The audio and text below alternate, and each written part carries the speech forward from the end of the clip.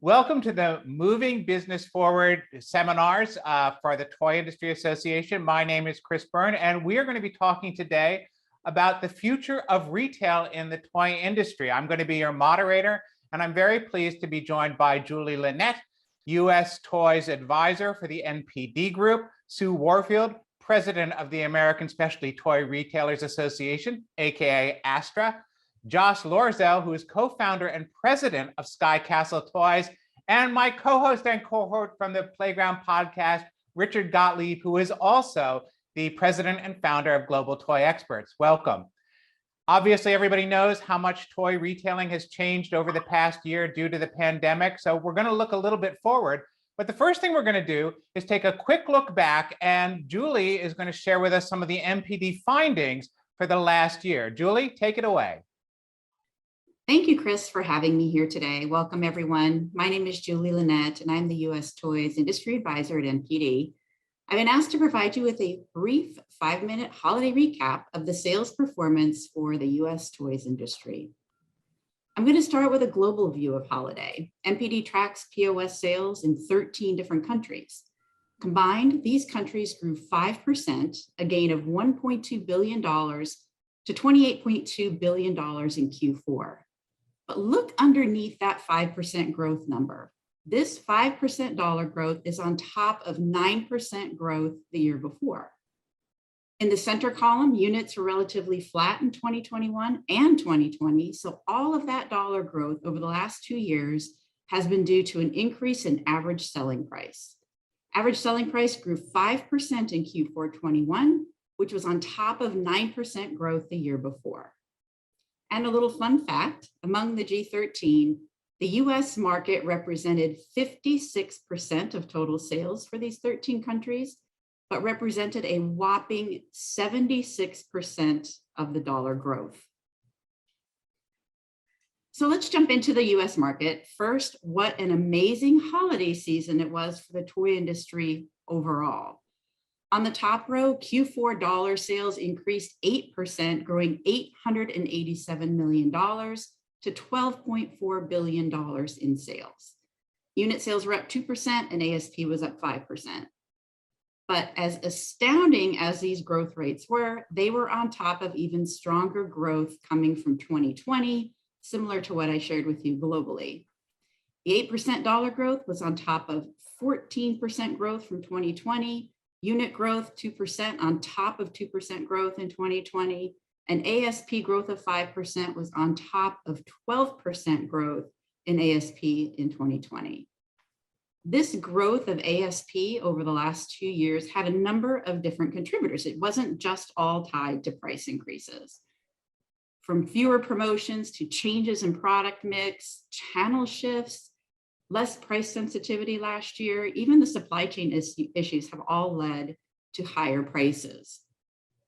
And while that 8% dollar growth in Q4 is outstanding, it pulled down the growth for the full year 2021, which was actually up 13%.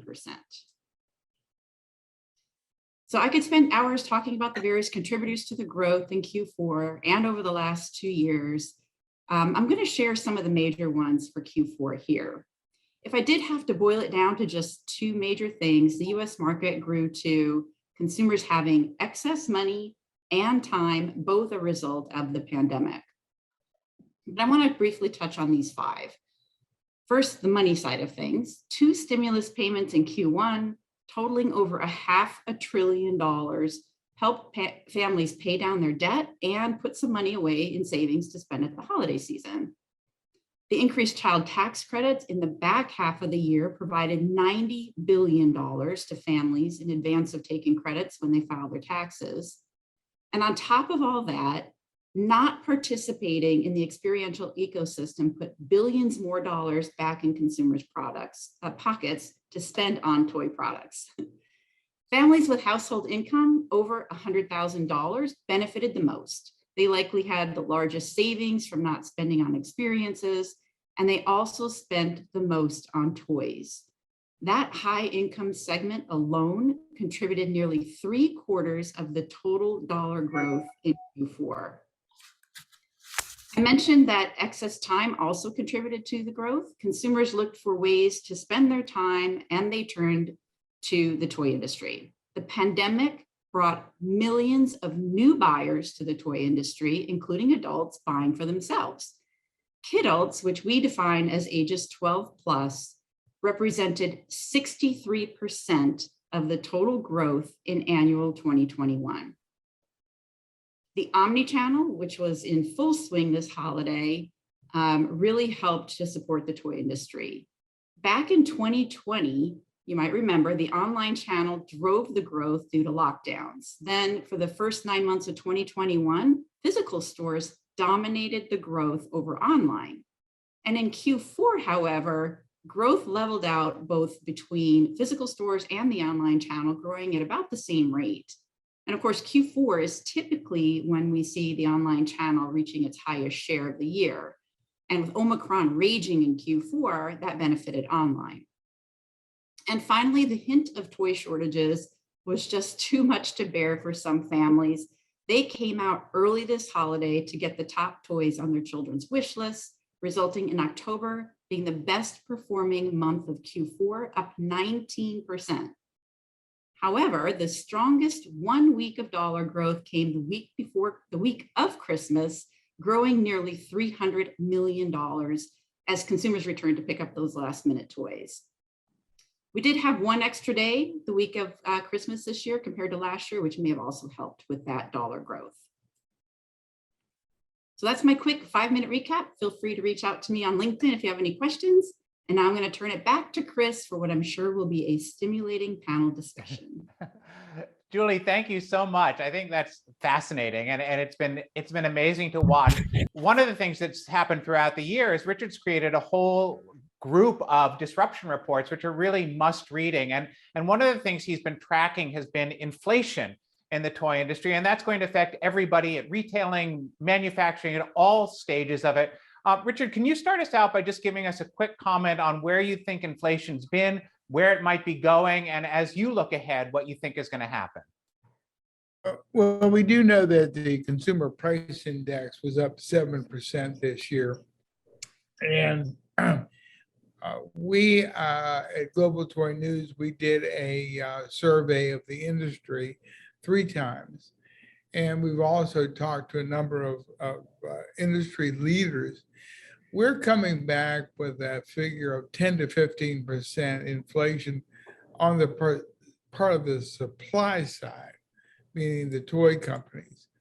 And so as good as the toy industry did, I think we really do have to take inflation into consideration, and being very pleased at where we are, but not being overly exuberant, because most of the folks that we have spoken to have taken 1 or 2 price increases already, and they anticipate taking another price increase in the not too distant future. So it does not appear that inflation is going away anytime soon.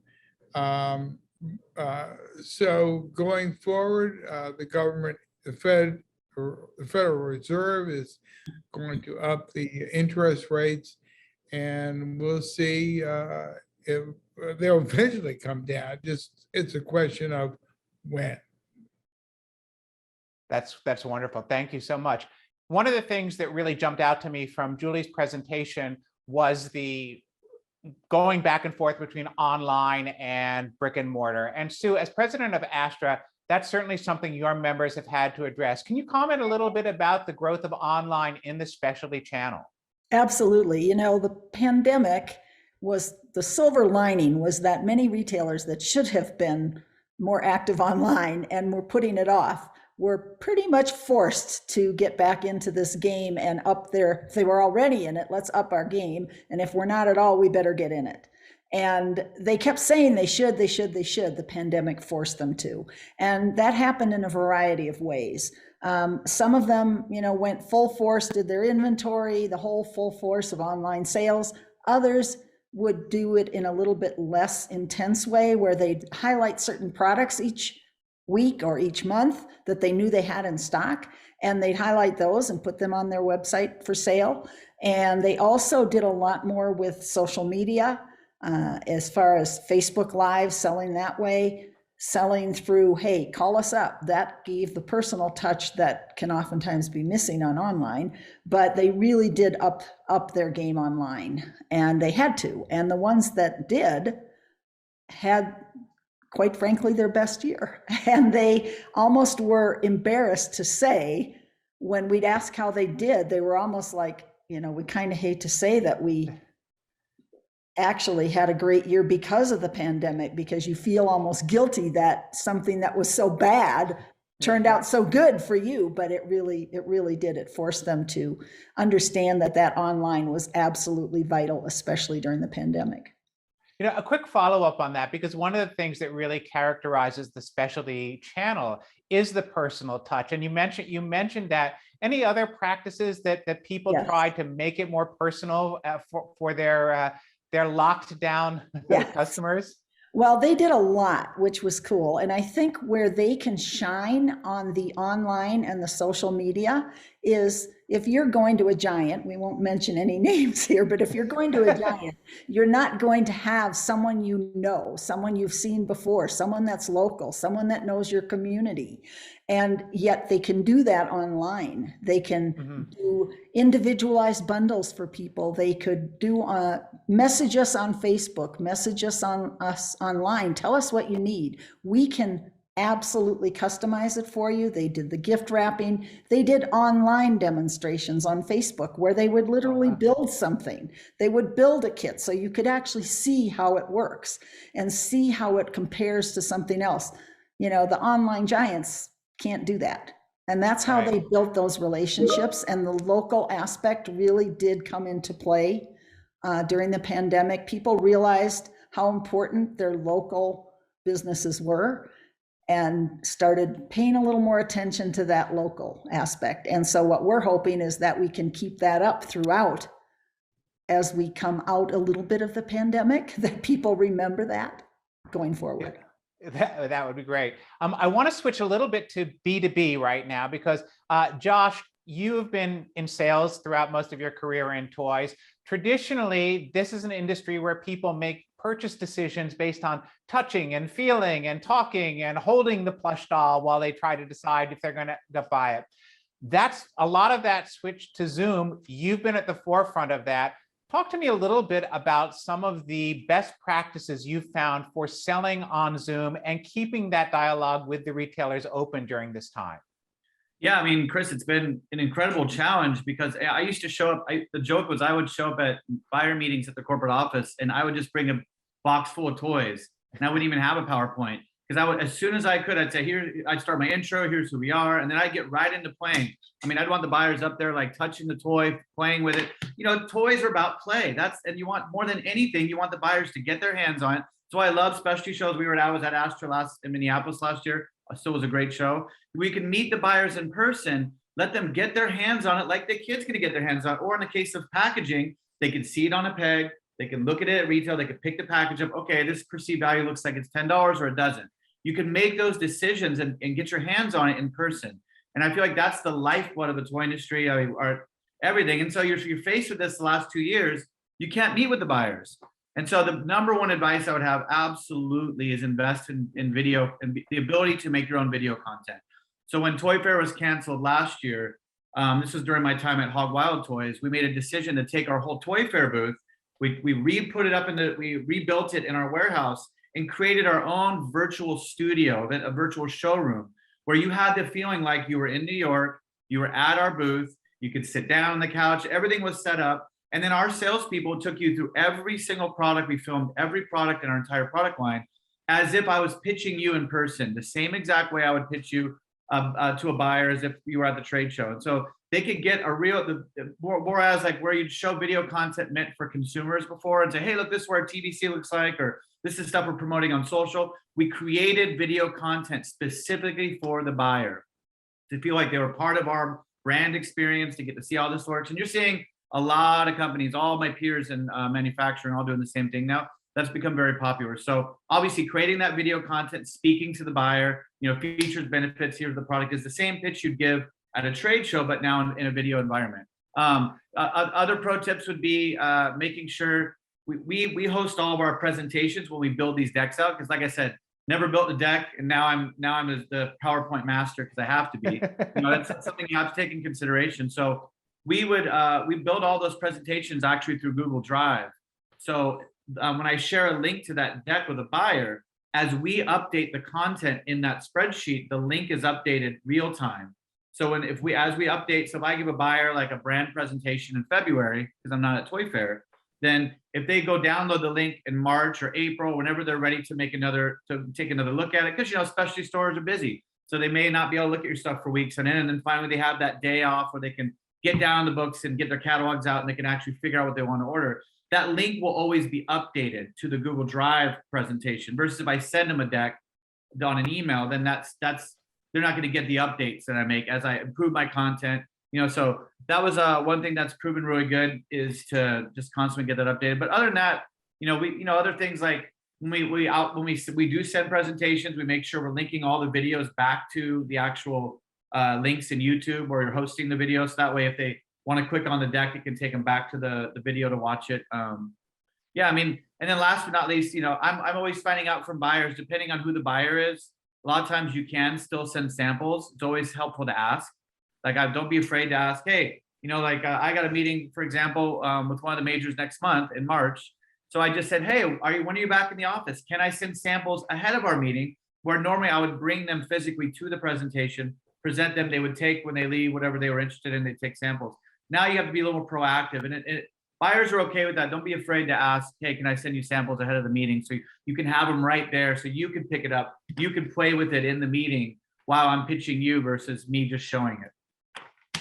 That's great, and that's a lot of great information. Now, I want to talk a little bit about the in-store experience. So you were talking a little bit about what people were doing online and in store, and certainly specialty. But Richard, you and I have done a lot of store checks over time. We've gone to the stores. What needs to happen to increase the presence of, or the experience of, shopping for toys? You and I have often talked about the need for a dedicated toy store, which we don't have right now. But how can a retailer, what do they need to do really to create some kind of inviting experience in the store? To me, it's always been about selection. And I've often told people, I went to Powell's City of Books in Portland, Oregon. It's, I think, the biggest bookstore in the world. And I love books. And I was standing outside, and I had this feeling of anticipation that I was going to see something in that store, a book I'd always wanted to find, or one that I'd never even thought of. And so I think a great toy store in a child or an adult builds a sense of anticipation, because the mix is curated. It's just not a bunch of toys. It's a curated mix of toys that contains a lot of products that you didn't see on television, that you're going to see what you didn't expect to see. And so to me, it's all about mix. And I would add that, it's mix, and then also, because the independent toy stores, or stores that sell toys that are independently owned, they can make changes quickly. They can, the whole supply chain aspect, if you're a major and you've already built in all these planograms and now that isn't available as much, the independent stores, they can go find what's available now and get it in fast. And so their stores can have products and can have that change of products and new products. And that is a big draw for the consumer. And they really do have the relationship building as well, which I think is always going to be a draw for the specialty stores, is that relationship and knowing their customers and working with their customers on an individual basis as well.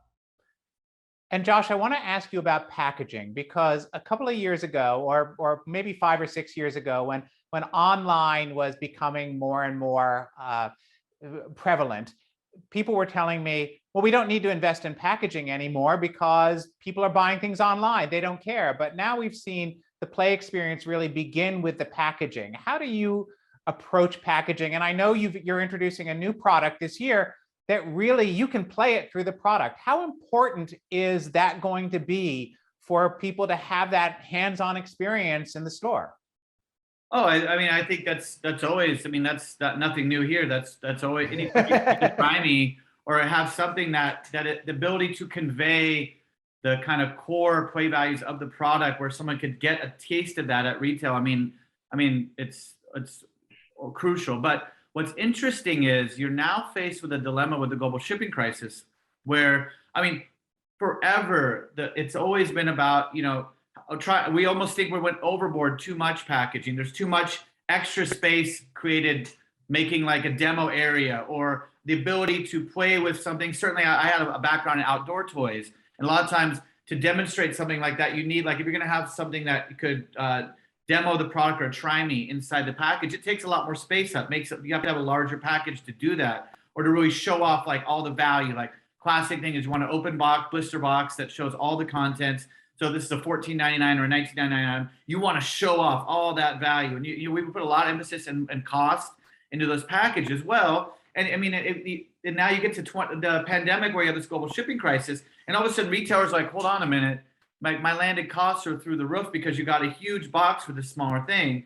So that everything right now is shifting back to, okay, maybe we need to optimize the package. I've had conversations with all spectrums of retail, from specialty toy store owners to mass market buyers, everyone, even club buyers for the big club chains, about club is insane that this discussion's happening because they want the biggest box ever to show the value, right? But now everyone's like, these shipping costs are insane. Like a $3,000 container being $25,000, which it's not eased much yet. So looking in the face of that, it's like, let's bring all the packages down. I mean, I'm shocked at how many buyers are willing to accept a smaller package, where they were the ones just 2 years ago that were pushing on this big package that shows off the value and, has an experience at retail, where now it's like, well, maybe there's other ways. And again, this is where the specialty has an interesting spot here. They have someone in the store that could show the buyers what it does. So they don't need a big box to do that, where in some of the mass market retail, there's more pressure there to be able, they're not going to have someone showing what the product is. So they have to have that. So there's that fine balance of, we still got to have perceived value at whatever price point we're going for. We still got to have experience, show the brands off, but now we can't have it so large because of these shipping issues. So it really kind of puts you in this, you're trying to walk a fine line, and we have to show off that value, but we have to kind of bring the packaging size down. I mean, on all of our lines, whether it was existing brands, in some cases we brought in package down 20 to 25%. A lot of times trying to bring in the width the depth as much as we could to get more on a container. And in some cases, we've launched brands like Doodle Jams. One of the main reasons we launched Doodle Jams was because we can get 144,000 of them on a container. So we're like, all right, we got 144,000 units to extrapolate this large shipping increase. So maybe smaller items, lower price point items, can be a boon in this environment that we're in, because I can get a lot more. Air freight, if I need it, is a viable option. We would never even say the AF word, like air freight. It's just like a horrible, bad word. But now it's something with ship times taking 3 months to get at retail as well. We can air freight and get stuff faster in if it's smaller. So that the size of the package itself has really, really, and how we view it has really changed a lot in the past year or two.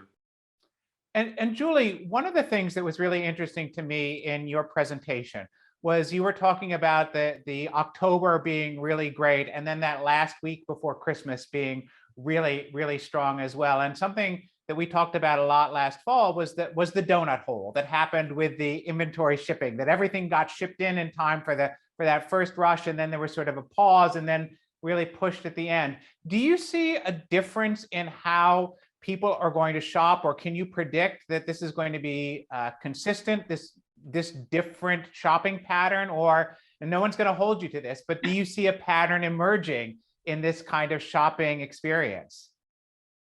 It's a great question, Chris. I'm going to jump back to Q1 of 20 because we saw, I think it was 43% growth in Q1 of 20.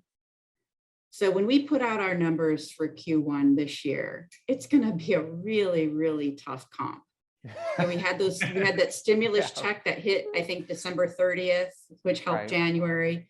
Then the second stimulus check hit a few weeks before Easter, and Easter moved from Q2 into Q1 this year. So no matter how you look at Q1, it's going to be a really hard comp. And so we'll probably see declines. We're already seeing pretty big declines in units at this point in time. But a flip side, we're seeing increases in ASP, so balancing each other out.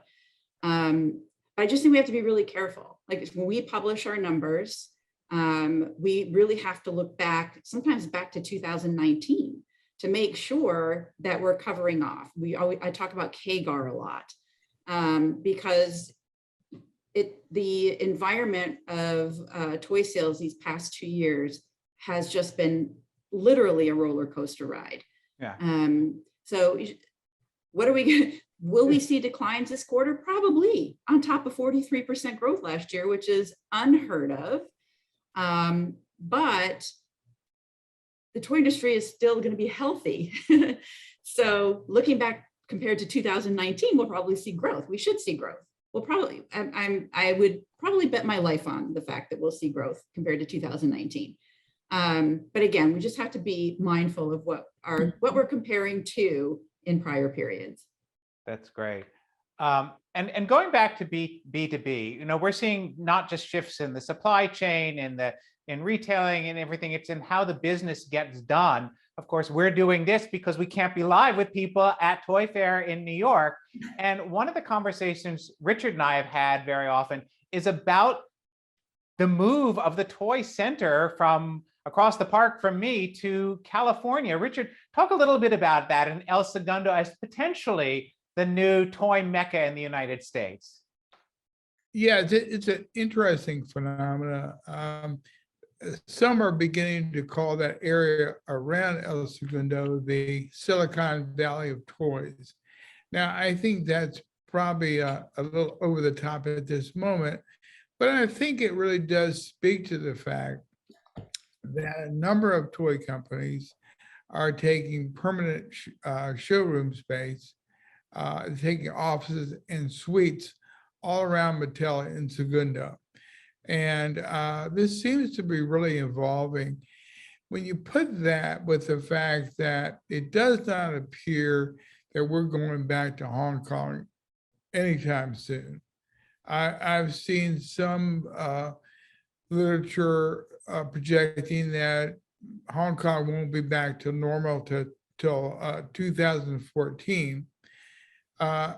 So I would anticipate that those toy companies in China that have showrooms in Hong Kong, if we don't go to them, they may be in a position where they need to come and be in LA in October, November, December, January, right in that area. So we'll still have New York Toy Fair. That's not going to change. But there really is a reorientation taking place towards Southern California. Yeah, and I think, Richard, to your point, I feel like it's been many years in the making. We've been slowly going towards that. A lot of companies I know, you know, you were faced with this October conundrum where you'd have the Dallas Fall Preview Show. Then right on the tails of that, you'd be getting a flight over to LA to do all the, and a lot of times LA would actually even be before, depending. A lot of buyers would go in September. So first it was October, then they started going in September. So then it'd be LA before Dallas. And then you were jumping on a plane, right? You pack up all your prototypes in your suitcase, fly to Hong Kong, get to the showroom, set it up. Then you're seeing buyers for potentially the third time. Hey, I saw you in LA, and I saw you in Dallas, and I saw you in Hong Kong. And it's just everyone on this, all the manufacturers have been speaking to each other, like, what is this all about? Like, why do I, or even in the first part of the year, you're going to Nuremberg, then you're going to New York, you know, you're doing a lot of the gift shows, and you're going to Australian Toy Show, London Toy Show. You know, it's like, I felt like the Hong Kong LA dynamic has been one that's been crystallizing a lot. Like a lot of buyers would just see you in LA and not see you in Hong Kong. So a lot of people who maybe wanted to try and jump on get showroom space or share showroom space in Hong Kong are now doing the same thing in LA. So I think it was already starting there, and the pandemic was pushing it even more. I mean, with everything also going on in Hong Kong, to your point, like kind of the upheaval that's been there. just makes LA just rising in prominence even more, than it was. It would be a Bring up a- real, I Go think, ahead, Richard. a real blessing to some toy companies if where like Hong Kong and Dallas was consolidated into LA. And it would save them a lot of travel and wear and tear. I call it the toy highway, and it's gotten rather tortuous. And you bring up a really good point, because this is something that we've been hearing about, is that the buying season seems to be moving earlier, that retailers are wanting to make their commitments earlier, some even in Q4 of the year before you've gotten all your results for your line. So what's happening with that calendar? I mean, I know historically Toy Fair has been a movable feast, but right now it's moving pretty early. And in terms of when they're asking to make commitments, what are you guys finding, and how is that challenging you? So one thing, I'm so happy we broached this subject because it's fascinating. So in terms of, let's just first start, I'm gonna start with the mass retail for a minute, and then I'm gonna get where that's interesting for specialty. So from a mass standpoint, typically when I started 15 years ago, we'd be meeting with them for a spring of the following year. We'd meet with them in May. Typically early May is when you'd have some of those meetings. Hong Kong, a lot of times we'd meet buyers in Hong Kong first week of May. That pushed back. In recent years, we started having line reviews in April. Now, I have a line review March 3rd with one of the majors. Like the entire cycle, March is when I was working on stuff. I'd had 2 months to go see a buyer in May. Now I'm like I'm presenting in March. I mean, the timeline, they've shifted everything forward so much. And at the same time, they shifted forward when you call like your first flow orders. So your first order is like that inventory that's going to hit the store in late July when you have that big Christmas reset that happens. Most of those shipments typically would be third week of May. From FOB China, you typically start those FOB shipments third week of May. That would be kind of like all those containers would be, this is the inventory that goes on the shelf when they set. And then after that, you'd have flows for replenishment throughout the season. Well, now they're 5 to 6 weeks earlier. So you're now shipping that entire, like, let's say your first orders and then your flows, that all shifted 6 weeks early. So now you have to be ready to ship your new Christmas items by mid-April. So the second CNY is done and the factories are open again, we're already manufacturing. That's off and running. Your tooling has to be done almost before CNY. So as soon as CNY is over, you're already in production, because where you thought you had till late May to get your stuff together, now you're shipping mid-April. That's 4 to 6 weeks earlier. What that does also, every flow moves up. So where you had a lot of shipments in September and early October that could still affect Q4, certainly December sales. Now, all of those September and early October shipments, you're done shipping I've seen flow plans right now coming out, you're done shipping in August. So what that means is, and they're doing that because they know that shipping times are increased. So that they know that August may not get to retail until December.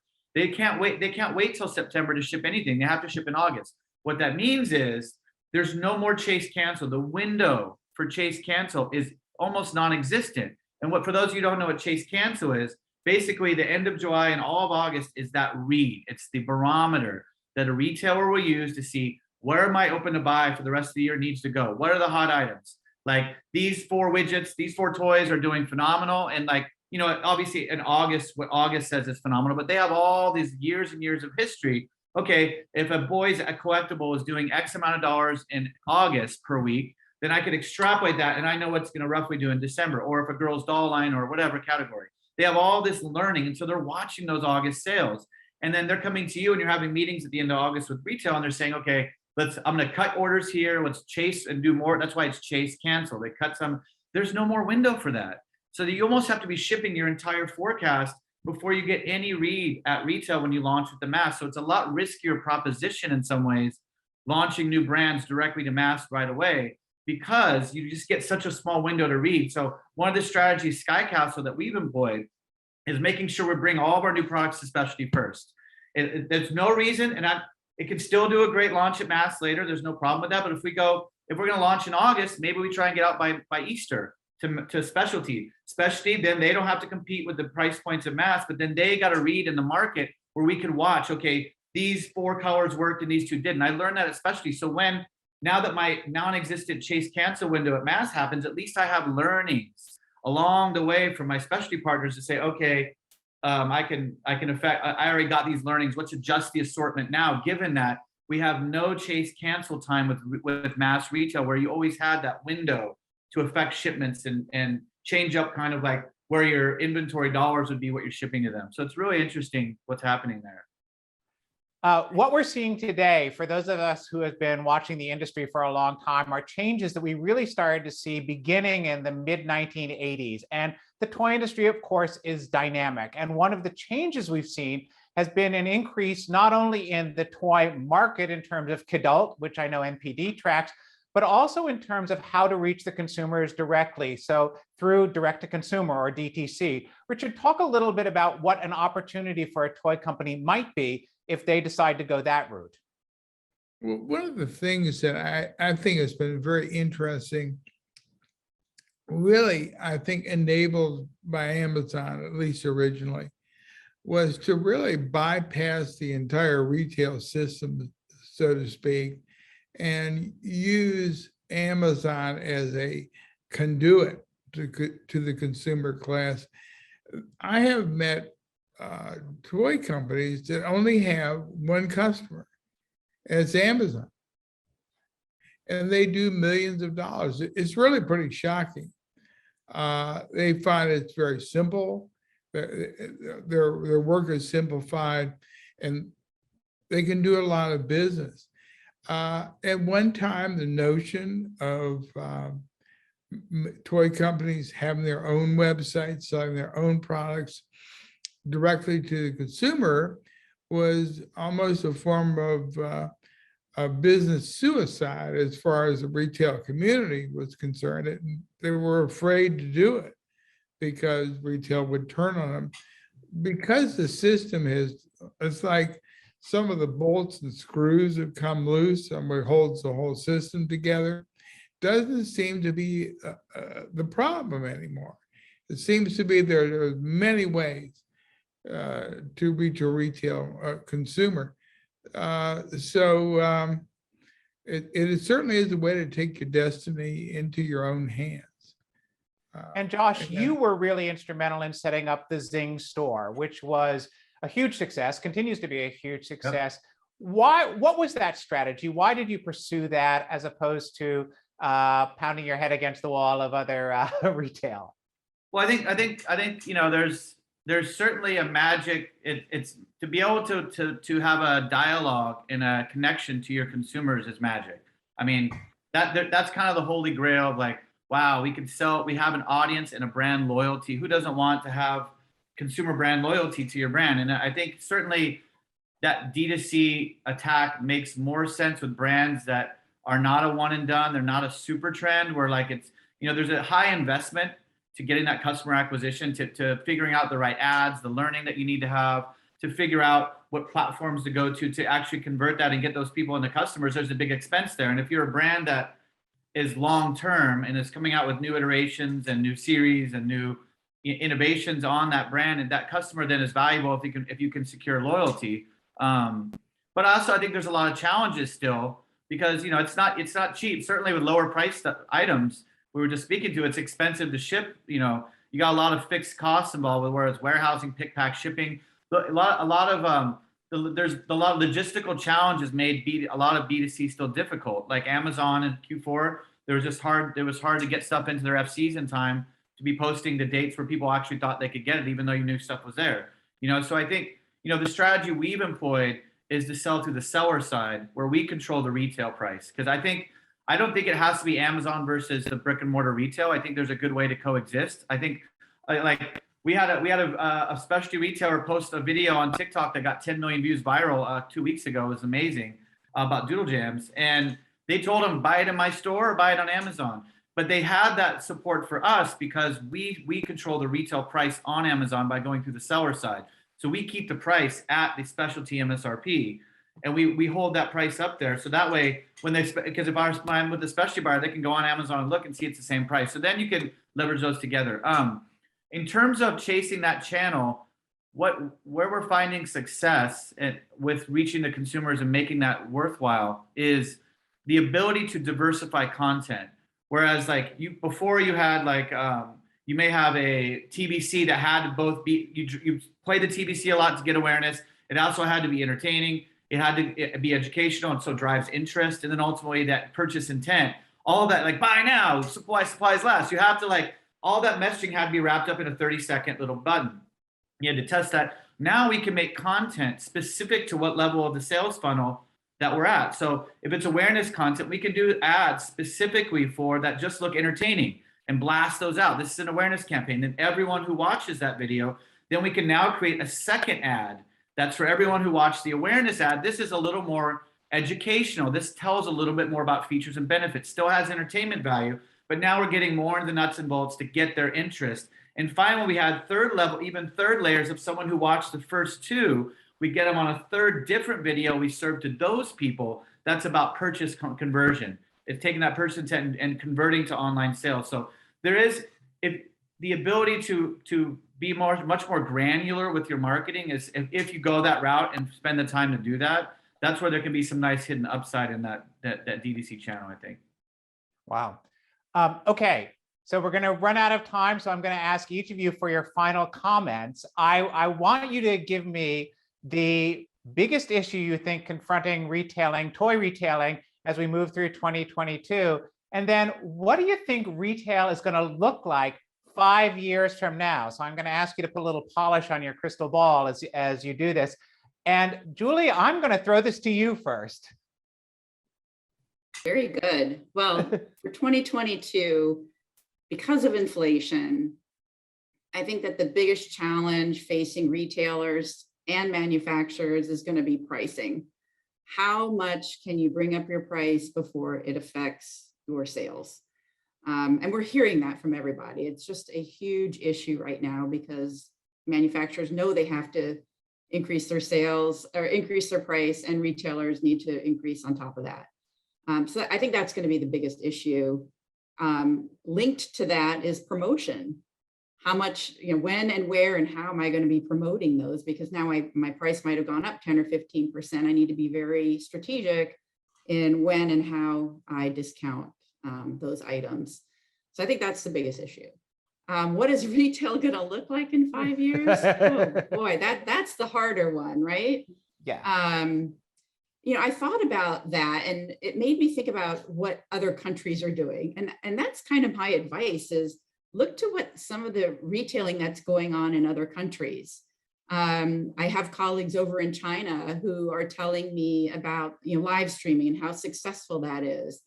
And we are seeing a little bit of that here in the US. I know some of the major retailers have done that during the holiday season to sell different types of wares, not just toys.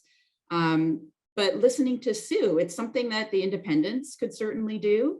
And once you start to get that traction on live streaming and that audience, it can be really effective and kind of ties all those things, product demonstration, the urgency of buying, kind of all those things into one small package.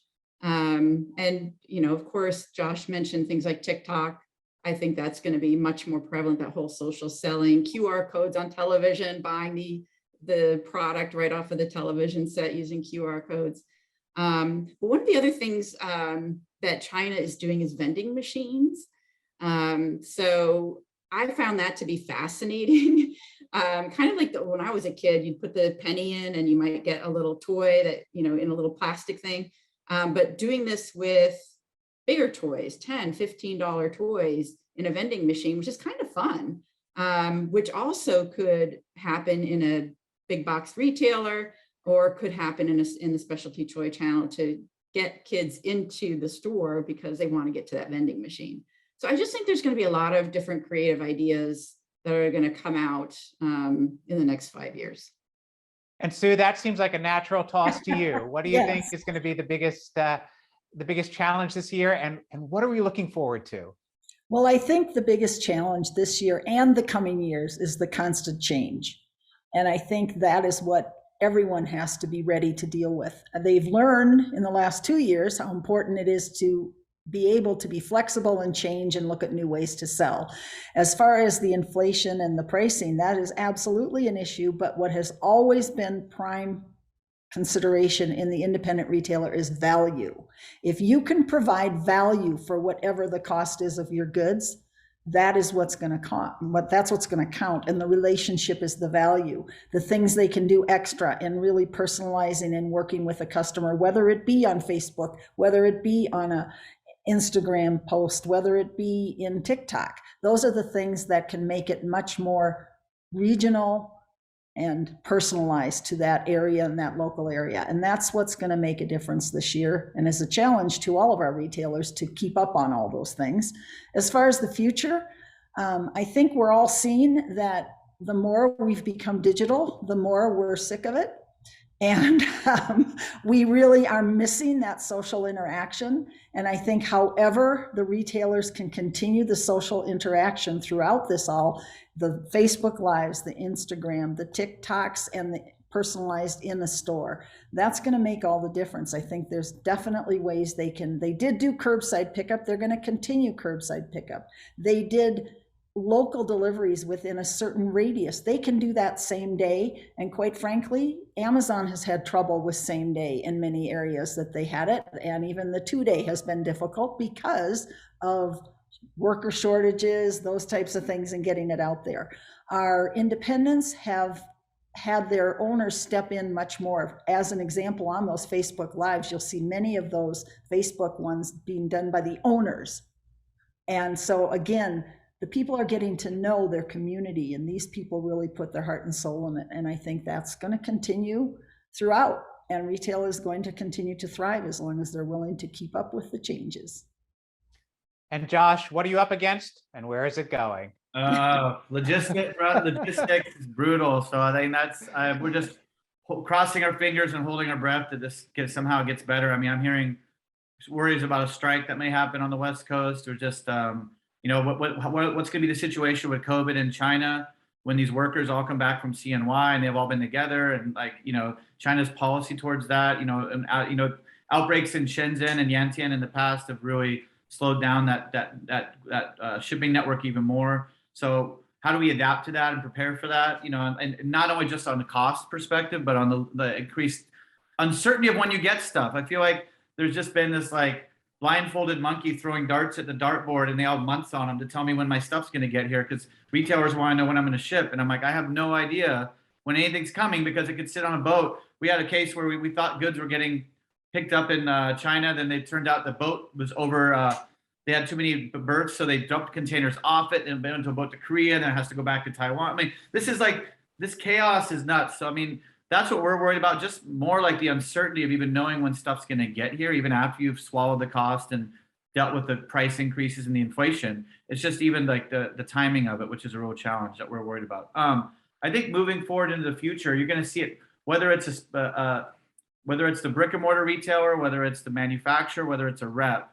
I feel like this people engaging through social and through digital, whether that's video platforms, live streaming, that is here to stay, and it's going to continue to be more part of our lives, whether we like it or not. I'm not here to say that that's a good thing, but it's the reality.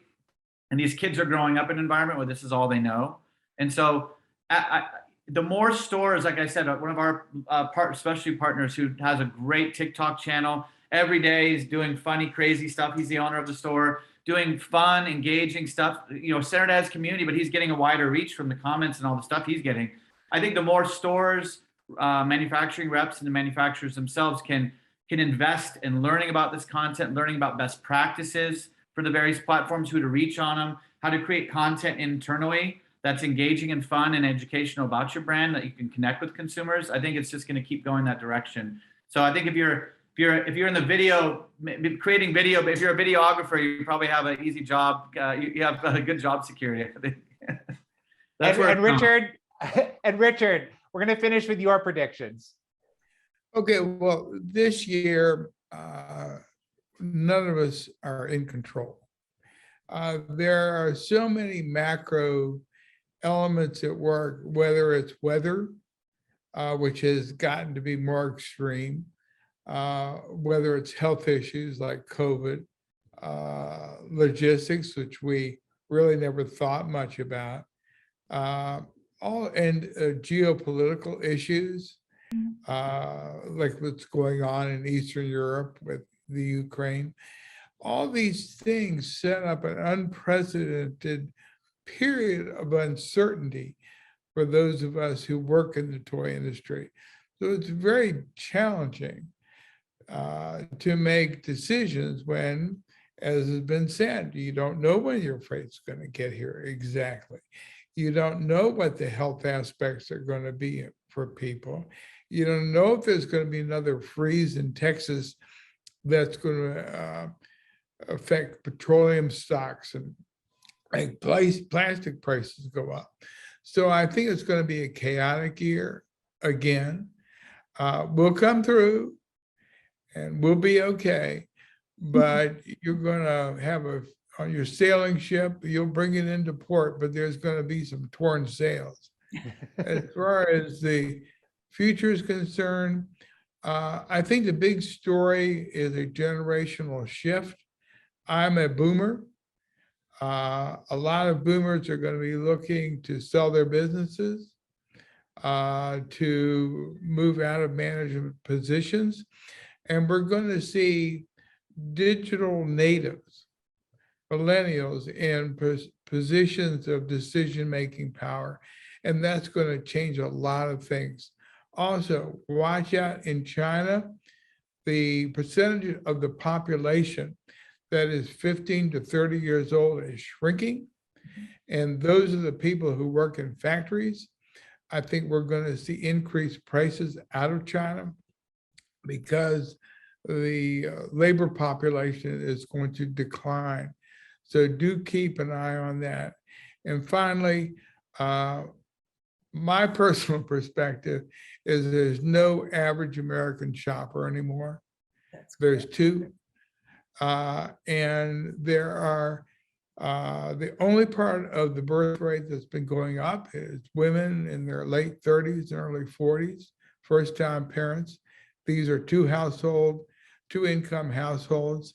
They're affluent, and it's $19.99 is not their high price point. We haven't discovered what it is, but I would guess it's like $69.99, $89.99. We don't know. So I think smart toy companies and retailers will really think in terms of these two different constituencies as they make decisions on what to carry. And as somebody who has been studying and watching the toy industry throughout my career, and I've lived through a lot of it now, it's always come through and it's always been kind of an adventure. And I want to thank my panelists, Josh Loerzel, Sue Warfield, Juli Lennett, Richard Gottlieb for joining us today. And on behalf of the Toy Association and Moving Business Forward, thank you for tuning in. I'm Chris Byrne.